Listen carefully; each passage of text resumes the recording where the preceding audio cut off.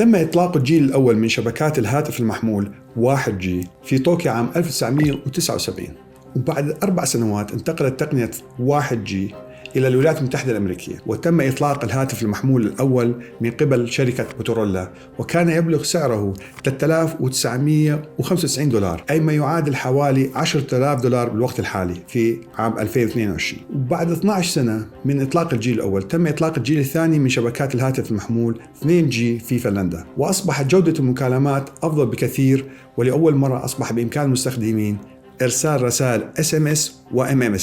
واستمرت شبكة 2G 10 سنوات أخرى إلى أن تم إطلاق شبكة 3G في اليابان عام 2001، حيث وفرت شبكات 3G اتصالاً أسرع بالإنترنت، مما أدى إلى ظهور مكالمات الفيديو. ومن خلال 3G أصبحت خدمة التجوال الدولي ممكنة لأول مرة. أما خدمة 4G تم إطلاقها عام 2009 في السويد والنرويج، وقدمت اتصالاً بالإنترنت أسرع ب10 مرات من 3G.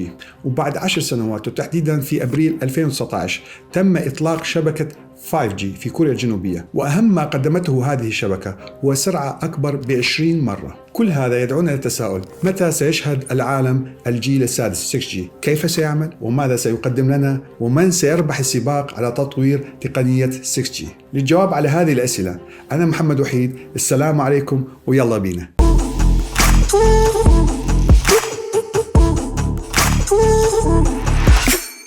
حلقة اليوم حلقة مهمة بالنسبة لي، لأني في هذه الحلقة سأتكلم عن نظام الاتصالات وعن أجهزة الاتصالات وشبكات الاتصالات، وهي أحد نشاطات شركتي وأحد اختصاصاتي الشخصية التي أعمل فيها منذ سنوات طويلة على مستوى القطاع الشركات والقطاع الحكومي، حيث بدأنا في عالم الاتصالات من أيام الواي ماكس اللي هو جزء من ال4G، أو بالتحديد IP based microwave، لكن لن نتكلم عليها الآن، سنتكلم على GSM لأنه الأكثر انتشاراً بين الناس.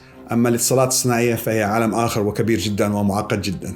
والآن نرجع إلى ال5G اللي كان يتميز بوقت استجابة latency منخفض جدا يقارب 5 ملي ثانية، وسأشرح لكم معنى وقت الاستجابة latency من خلال مثال بسيط. عندما تقوم بإرسال رسالة إلى صديقك عن طريق واتساب مثلا، فإن رسالتك تمر بعدة مراحل قبل وصولها، فيتم تشفيرها ونقلها ومعالجتها، ثم يتم استلامها في وجهتها وفك تشفيرها لكي يتمكن صديقك من قراءتها. كل هذه الخطوات تستغرق مدة زمنية تسمى بوقت الاستجابة latency، ويتم قياسها بالملي ثانية، يعني جزء واحد من 1000 جزء من الثانية يعتبر 1 ملي سكند. فيعتبر وقت الاستجابة المنخفض دليلاً على جودة الاتصال بالإنترنت، أو بشكل عام جودة الاتصالات أو جودة تقنية الاتصالات أو شبكات الاتصالات. بالعودة إلى موضوعنا، وجدنا أنه خلال 40 عاماً تم إطلاق 5 أجيال من شبكات الهاتف المحمول، وهذا يدعونا للتساؤل: متى سيشهد العالم الجيل السادس 6G؟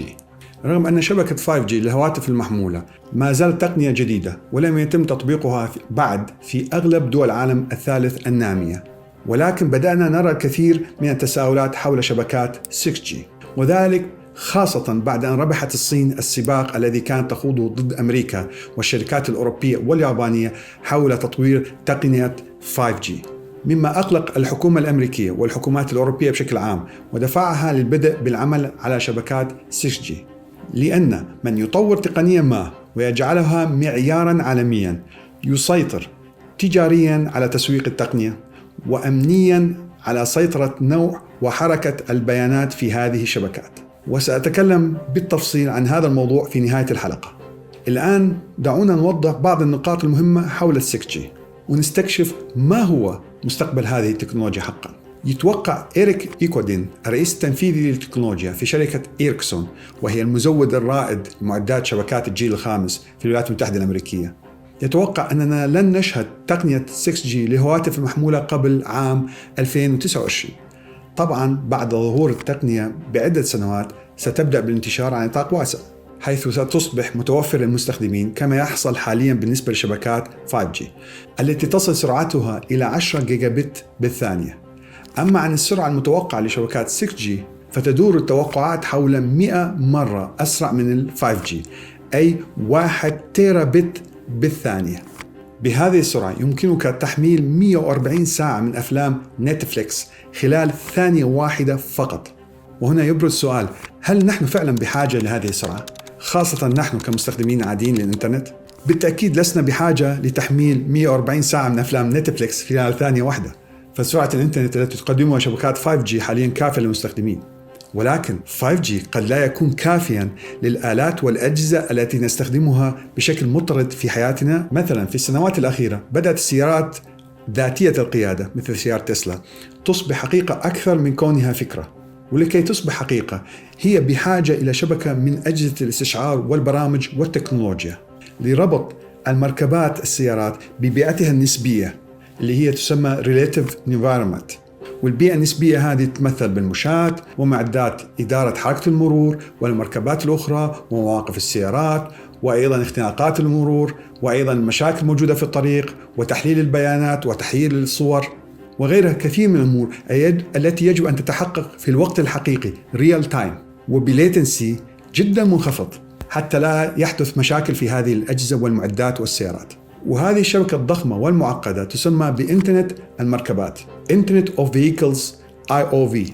ولكن لا يمكن أبدا تطبيق إنترنت المركبات والحفاظ على السلامة العامة للأشخاص والممتلكات العامة بدون اتصال إنترنت ذو سرعة عالية ووقت استجابة منخفض low latency، وهو تماما ما يمكن أن يقدمه الجيل السادس من شبكات الهاتف المحمول في المستقبل. وطبعا الأمر نفسه للمستشفيات لعمل العمليات عن بعد وتقنيات أخرى كثيرة. فمن المتوقع أن يمكننا 6G من نقل تلك البيانات بالسرعة المطلوبة، ولكن ماذا عن تخزين هذه الكمية الضخمة من البيانات ومعالجتها بدون أخطاء؟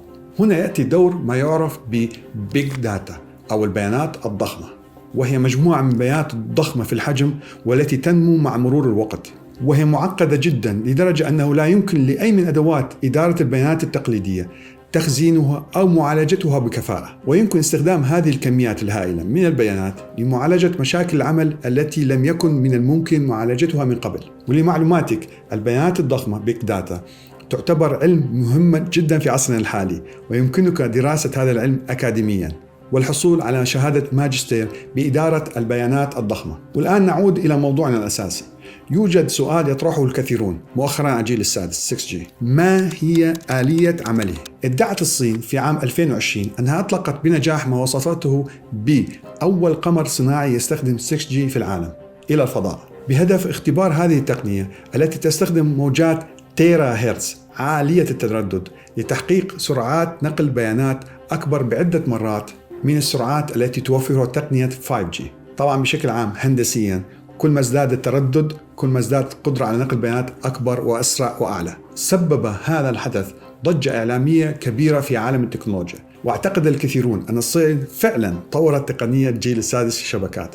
ولكن إذا قمت بالبحث أكثر ستجد أن هذه معلومات غير صحيحة، والسبب أنه لا أحد يعلم ما هي شبكات 6G بعد.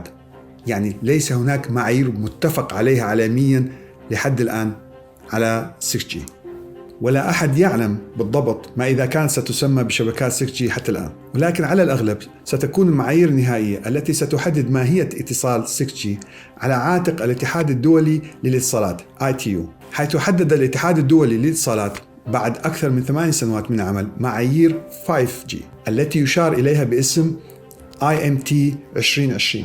ولا يزال عالم الاتصالات على بعد عدة سنوات من الموافقة على مواصفات شبكات 6G. لذلك ليس من المؤكد بعد أن التكنولوجيا التي يتم تجربتها من قبل الصين ستكون جزء من المعيار النهائي لشبكة الجيل السادس، أو ربما علينا تسميته الجيل التالي لشبكات الهاتف المحمول، لأننا كما ذكرت سابقا لا نعلم ما إذا كانت ستسمى الجيل السادس فعلا. طبعا هناك معلومات خاطئة أخرى تتعلق بشبكات الجيل السادس، منها ظهور تقنية واي فاي 6E الجديدة. قد نرى في الأسواق أجهزة توجيه راوترات عليها ملصقات 6G، وهنا وجب التوضيح أن هذه الأجهزة لا تستخدم شبكات الجيل السادس، إنما هناك نفس المصطلح 6G يطلق على نطاق التردد 6 جيجا هرتز، اللي هو بالإضافة إلى تردد 2.4 جيجا هرتز و5 جيجا هرتز الموجودة بالراوترات الحالية. وهذا سيوفر لك واي فاي أسرع وذو وقت استجابة منخفض، ولكن حتما لن يوفر لك اتصالا بشبكات الجيل السادس للهواتف المحمولة، لأن تقنية الواي فاي تختلف عن تقنية GSM للهواتف المحمولة، وترددات ال 6G أو الجيل السادس ستختلف عن ترددات الواي فاي وستكون أعلى ترددا في بعض النطاقات.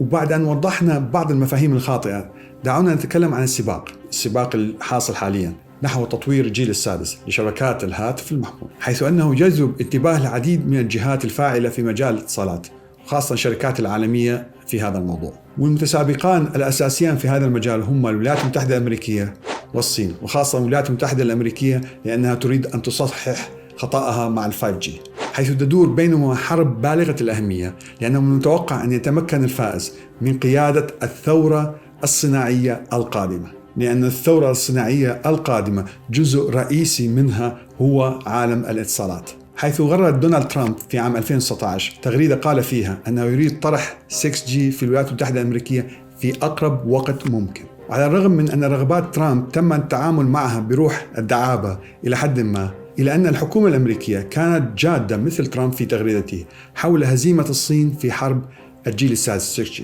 والولايات المتحدة الأمريكية بدأت بالفعل في تنفيذ خططها، فقد أطلق تحالف حلول صناعة الاتصالات ATIS، وهو منظمة لمعايير الاتصالات مقره الولايات المتحدة الأمريكية، أطلق تحالف NextG بهدف جعل أمريكا الشمالية الرائد الأكبر في مجال الجيل السادس. ويشمل هذا التحالف أعضاء وشركات كبيرة مثل أبل، AT&T، وكوالكوم، وجوجل، وسامسونج، وعشرات الشركات الأخرى. وطبعا تم استبعاد شركة هواوي الصينية. وعلى الرغم من العديد من عمليات الحصار ووقف الأعمال المفروضة على الشركات الصينية، إلا أنه ما زال لها دور كبير في سوق معدات الشبكات، فكانت هواوي موردا رئيسيا لمعدات 5G لمعظم البلدان، وذلك بفضل مخطط التسعير القوي الذي اتبعته الشركة، وأيضا لأنها صاحبة 5G كتطوير وتقنية قبل الآخرين. وقد افتتحت شركة هواوي مركزا في كندا يختص بالبحث والتطوير فيما يتعلق بشبكات 6G. طبعا ليش بكندا؟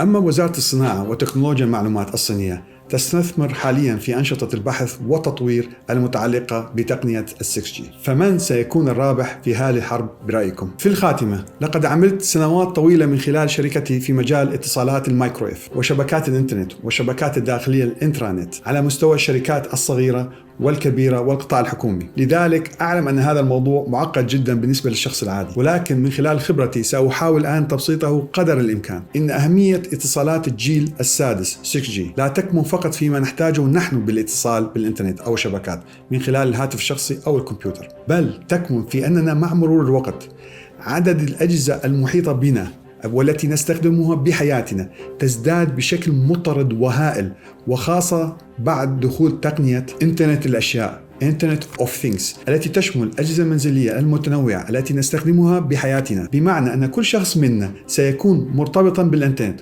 والاتصالات، ليس فقط من خلال الهاتف النقال أو راوتر البيت أو المقهى، بل سيكون هو مرتبط وأجهزته ومعداته وسيارته التي ستكون بالعشرات وربما المئات، جميعها مرتبطة بالشبكة. يعني حتى أجهزة المنزل من ثلاجة وتلفزيون وأجهزة التبريد والإنارة وكل جميع الأجهزة نستخدمها في حياتنا اليومية. يعني بشكل مبسط، إذا كان الشخص الواحد الآن مرتبط بالإنترنت من خلال موبايله والكمبيوتر الشخصي، فإنه ربما بعد سنوات قليلة سيكون مرتبط هو وأجهزته كما قلنا بعشرات أو مئات الأجهزة الشخصية أو التي لنا علاقة بها، كلها مرتبطة بالإنترنت في نفس الوقت.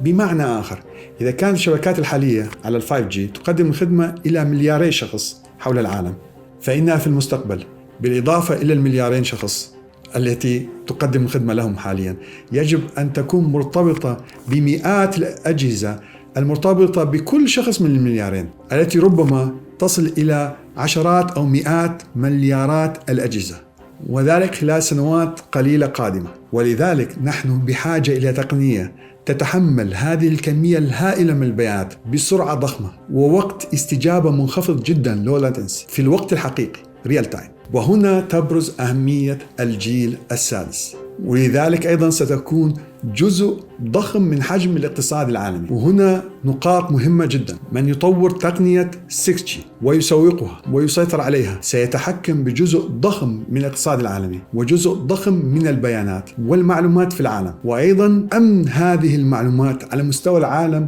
كله. لذلك نرى هذه الحرب بين الصين وأمريكا وأوروبا على تقنية 6G. إذا كان لديكم أي اقتراحات أو توقعات تخص تقنية 6G للاتصالات الرجاء مشاركتها في التعليقات لنناقشها معكم وليستفاد منها الجميع. السلام عليكم.